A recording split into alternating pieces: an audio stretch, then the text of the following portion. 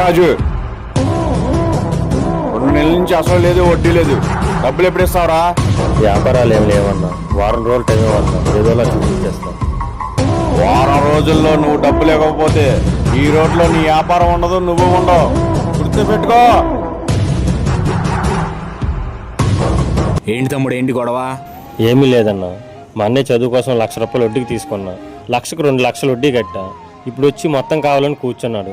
ఏం చేయాలో అర్థం కావట్లేదు. కష్టపడేవాడి దగ్గర సొమ్ము దోచుకుంటే అది మంచికే ఉపయోగపడుతుంది. నువ్వేం కంగారు పడకు, పైన దేవుడు ఉన్నాడు.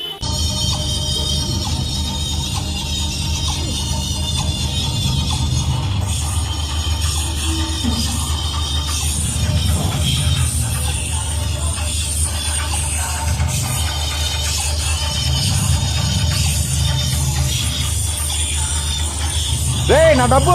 దొంగ దొంగ పట్టుకోండి! దొంగ దొంగ దొంగ!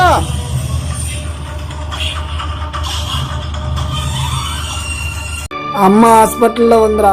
ఆపరేషన్కి చాలా డబ్బులు అవుతాయిరా. అమ్మని నేను ఎట్టగైనా కాపాడుకుంటానురా, లేదంటే నేను అనాథం అయిపోతానురా. రే, నా డబ్బు! దొంగ దొంగ పట్టుకోండి! కష్టపడేవాడి దగ్గర సొమ్ము దోచుకుంటే అది మంచికే ఉపయోగపడుతుంది. నువ్వేం కంగారు పడకు, పైన దేవుడు ఉన్నాడు.